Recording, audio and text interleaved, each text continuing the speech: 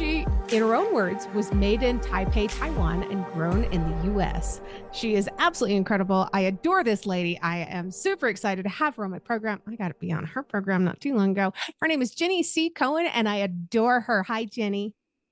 Hello, Amanda. Thank you for having me. I'm just so excited. I love you. I love what you do. I love who you are. I love your message. Everything about you. You're just awesome. And I really hope to just hug you with the hug you deserve one of these days. I'm looking forward to it. This poor woman is gonna be like, "Why is she back at my house again for another hug?" Jenny, when did you leave Taiwan? How old were you? I was almost 6. Almost six. Do you remember any of it? I only remember a really unending airplane ride. No. I remember it was so long. It was a nonstop flight. Oh, And I remember my first week of school. So this isn't a happy story, just so you know. I went, they enrolled me in kindergarten, and I was in the Brookline school system where I was not yet 6 when I was put into school because my birthday was in July and the cutoff was September. So I was the younger of that age group when I went into school in that September. They found my classmate that could speak Mandarin, and after day 1 she refused to help translate for me because all the other kids were making fun of her. oh my That gosh. I remember feeling like, oh, I have no friends. Like she doesn't even I don't speak any English. And then because I couldn't ask her because she wouldn't talk to me, right? And think about it. I mean, a 6-year-old, 5-year-old shouldn't be responsible for translating for anybody. Really, truly, she was a baby. Right. She didn't want to do it, and I had no one to tell me. So that first week, I had an accident in my seat because I had to go to the bathroom. I didn't know who to tell. So that Mm. was my first week of when I first immigrated to the States. The positive thing is I have my first taste of Coke, and there's a picture of The drink, right? Not the nose candy. that. Very cool. So, where did you grow up? Was it all over the States? Was it kind of centrally located in one spot? I grew up in Brookline, Massachusetts. I even Okay. went to Brookline High School, and then I ended up going to college at Brandeis University in Waltham. Oh, wow. And you live nowhere near there now. Did you move for love or family or Yeah. yeah. I ended up going for my master's degree in occupational therapy at BU, and I had to move home during that time. And that was a rude awakening. I had had 4 years of freedom in undergraduate, and then I had to Oh, go wow. home. And it was this mind meld thing where I had to go from complete independence back into really strict parents because I had Asian parents that were very, very strict. It's fine. 2 years of master's degree. I was already engaged at that time, and so I was very boring. I would go to classes and come home, go to classes and come home. And then once I was ready to get a job, I ended up in New York. Oh, And we wow. were in various areas of New York. Then we ended up moving out to Utah. I love it Wow. out here. There's so much space. Oh, They yeah. never tell you out east that there's so much space and so much less people. Oh, yeah. You could go for miles without seeing anybody. And Utah is absolutely gorgeous. You're just on the other side of the mountains from me over here in Colorado. And the scenery, you just can't beat it. The wildlife is incredible. Everything about these areas. We moved to Utah when I was 12, almost 13, and I left 2 days after I turned 18, mainly because I needed to get away from my parents. But I Yes. always kind of had that drive to want to return to the mountains. So, It's beautiful here. I'm still adjusting actually. What, 7? Well, oh my gosh, it's 9 years. 9 years. Almost 9 years out wow. to the higher altitude. I do love it when I go to the beachy areas and my very bad asthmatically scarred lungs suddenly are super powerful because I went from high altitude to lower altitude. And I'm doing cardio because I teach a cardio dance class online. And if I'm teaching somewhere else, I'm like, wow, I'm barely out of breath. The rest of you are out of breath, but I can talk normal like this. And versus at home, I'm like trying to get them to do their cardio belly dance. So yeah. Oh my gosh. I love that you teach dance. This has been such a big part of who you are and your healing journey and everything. How old were you when you first started dancing? Was it fourth grade? Fourth grade? Wow. So it was maybe 10, 11 was my first time getting my parents, who were immigrants focused on making money, right? Because they came here not speaking any English themselves. Wow. And they had just opened up a restaurant, and I badgered my mother for months to let me go to a ballet class for little itty bitty girls. And I was the only one whose parents weren't always waiting at the, outside the classroom, because that was their, what's it, it was after school class, so that was the beginning of the dinner rush for my parents. So they couldn't really come to take me. I had to walk there by myself, walk myself back. I was like a latchkey kid when I was younger, Yeah. because my parents were busy. So you had your key literally around a rope around your neck. You let yourself in and out of the house. So yeah, that's when I first got to take dance class. And then I didn't really pick up again until high school. And I still remember my ballet instructor, Mrs. Levine, and she introduced me to ballet and modern, and I got to do a point shoes with her, and I loved it. Oh, wow. That's cool. There's a lot of dance mentioned in your book, and it's even included on the cover of the book. I have to That's ask, me. is I was going to ask if that was you on the cover. I love this. So you started out with ballet, you do belly dancing, you do all kinds because it's you. It's just you. When I came to the States, we immediately joined a Chinese evangelical Bible church. And I was baptized at 12, voted most likely to marry a pastor's son. Yeah. And then there were some indiscrepancies about the Christian attitude versus actually being shown by the adults around me. And so I rejected the Christian church. Yet I always believed in God. I just didn't trust people's interpretations of it, you know? And the dance form was one of the few things that I would feel connected to something bigger than me. It was my form of prayer. It ended up becoming, and it still continues to be. I love that it makes you present if you're present in your body. So, for example, currently, whenever I teach you or anybody, you also, Amanda, when I teach anyone who's in my classrooms, we will always tune in to your five senses with breath work, which lights up every part of your brain. So each of our senses is assigned to a part of our brain. So when you try and tune into all five of them, you're lighting up every part of your brain. Most of the time we compartmentalize, right? And then when you bring in breath work, it puts your nervous system into a learning state.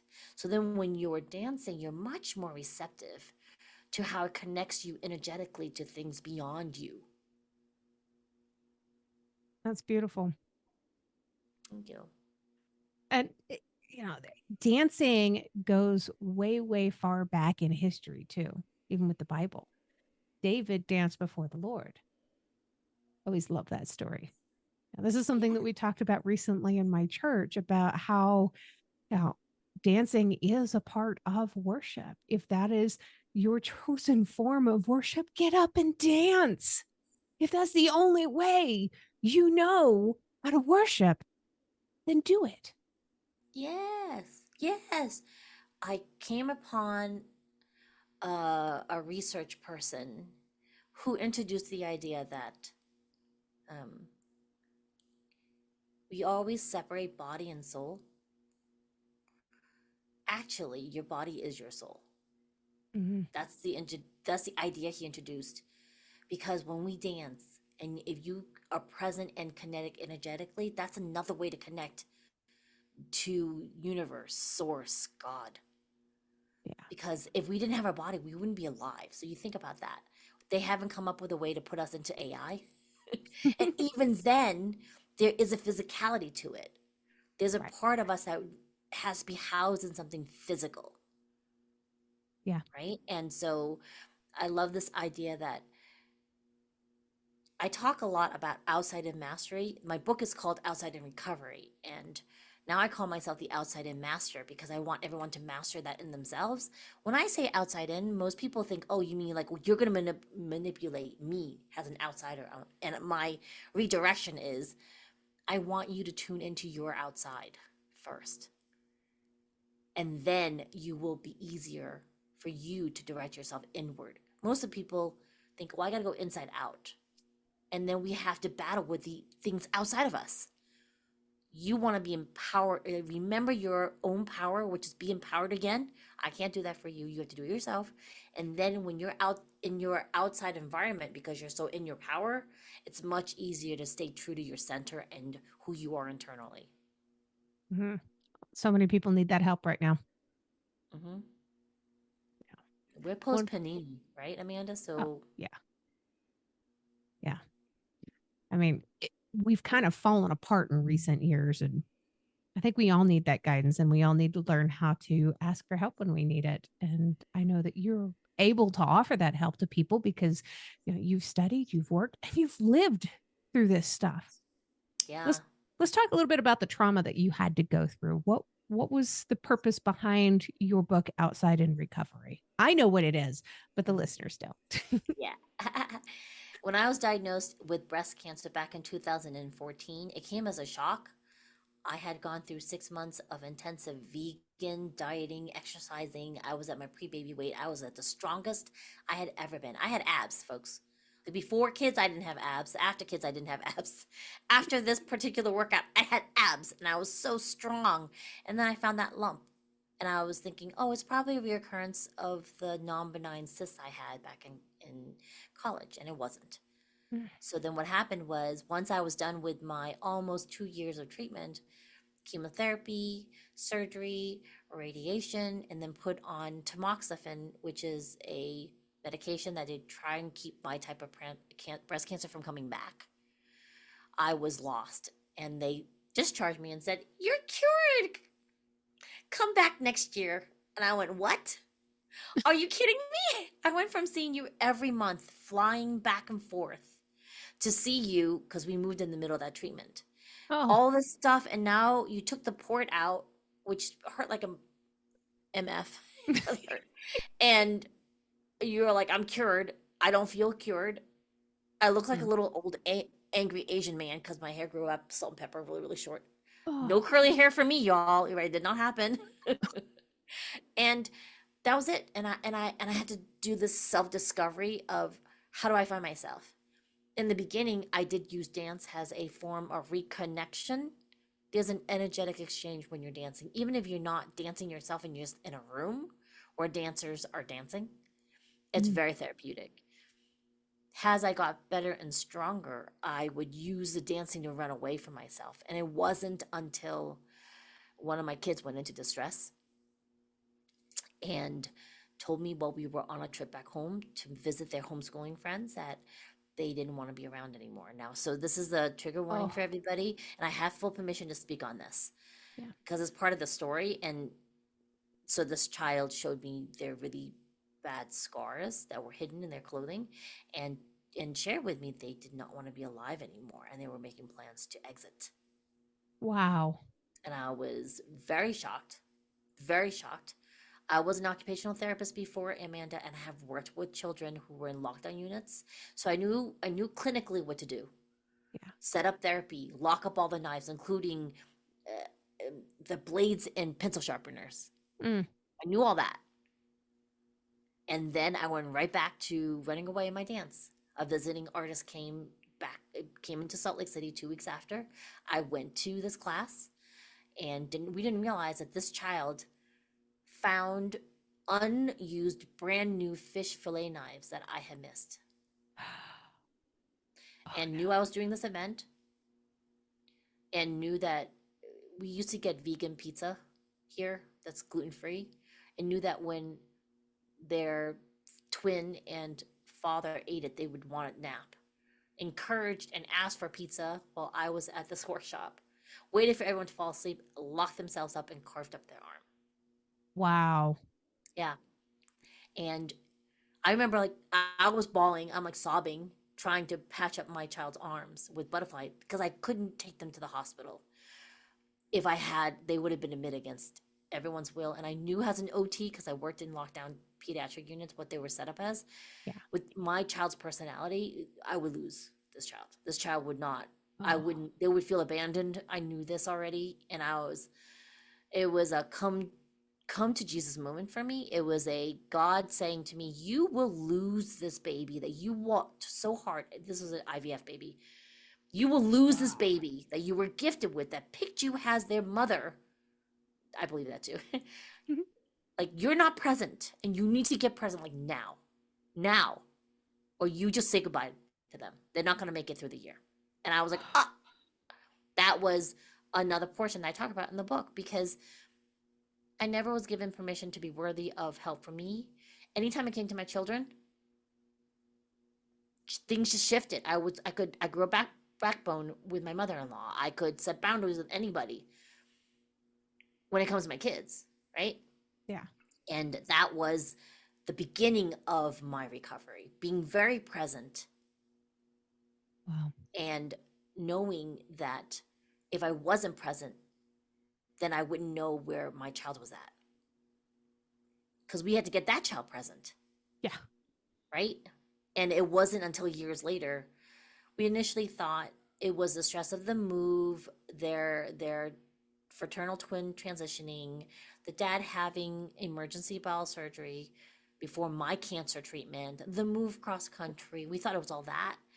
And it actually, all that stuff actually impacted their, another trigger warning, their SA by a parental family member, like not my husband or me, but like a grandparent from when they were 4 years old.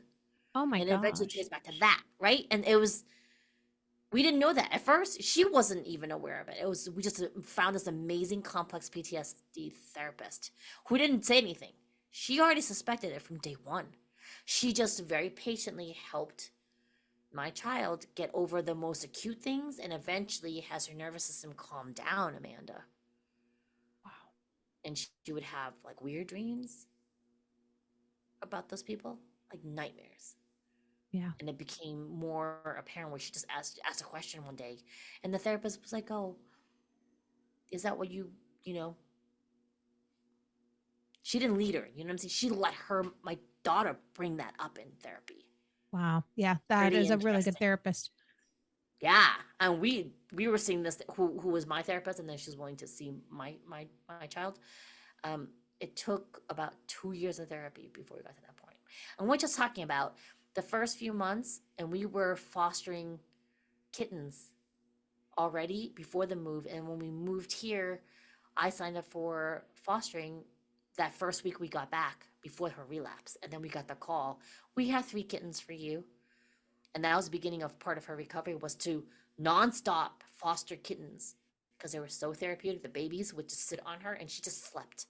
Folks, you Mm-hmm. have to understand, if you meet my kids, you wouldn't know who was in distress like that, because they're both thriving college students now. Wow. That's Yeah. fantastic. So What that's what should the book is people about. do if they walk in and they find that their kid is going through something like this and their kid is completely distraught and they have no idea why? Okay. So, I know that's hard. I want to be clear. If your child, no matter what age they are, allows you to witness that, most of us are, why did that happen to me as a parent? Can I just stop you cold right now and just tell you how lucky you are? They trust you to show that to you.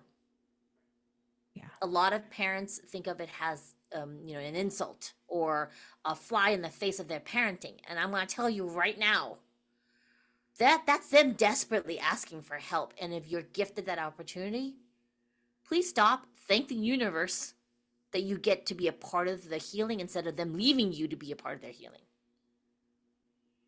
That's Yeah. really important. Like, you got to believe the kids when they're telling you they're in distress. Whatever it is that they're asking you for help. Does that make sense? You know this. Oh You yeah. know this for your, oh my gosh, right? So that was the biggest thing. And for her, because I'm a first time parent with them for everything. Because even though they were twins and I have twins, at the same time, I was still a first time parent. So my mistake the first time when they showed me was to go clinical, Mm-hmm. right? And we oftentimes had to go clinical as parents because we were feeling so guilty. How did I miss this? What did I do wrong? I'm responsible, not realizing it's actually their journey, that we're lucky enough to be a part of the support should you choose to be. Be aware that because they're in distress, whoever you bring in, you need to be the filter. All right. Caveat. My parents who are in denial that they're part of the problem, right? So, like, if you're part of the SA, right? Yeah. Just so you know, that kid is going to get away from you, Yeah. giving them energy through you right now. Sorry. If you're a parent who did not know, right? Believe them. Because when my child this came up with this revelation during therapy and said, because it was my husband's family, and they were like, well, what am I going to do if dad doesn't believe me?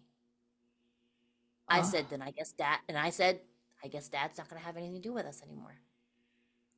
wow. That was a bold stance. I love that though. You're like, no, Amanda, I totally please, believe like, you. you know what I'm saying? I was like, I knew in my Oh, heart he would be like, bye bye to them. And he was that immediately when she said, because we had her say something to him, and he was like, I'm going to choose you and believe you. yeah. There's no question. Right. And so, um, we can never know what happened. And so this is where I want to bring up the perception of trauma, because two children can have the same experience and have completely different perceptions of what that is traumatically in their own nervous systems. Right. And that's the only thing I really want to emphatically say to other parents. If a child comes to you and says, that was really traumatic for me, the first response needs to be, I believe you.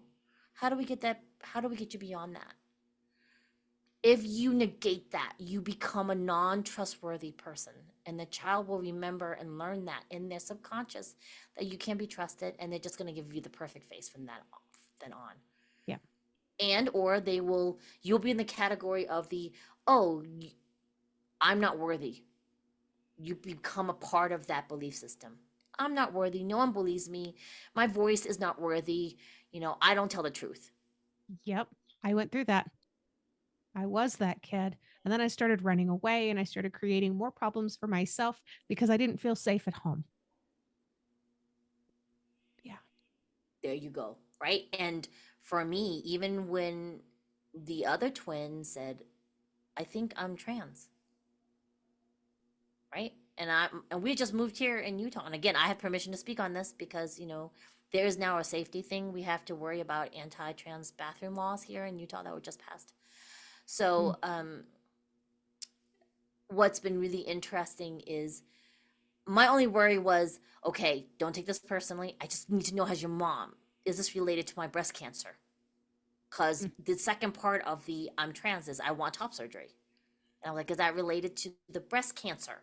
Right. And the answer immediately was, of course I'm afraid of getting breast cancer. And we had talked about how men can get breast cancer too. Yeah.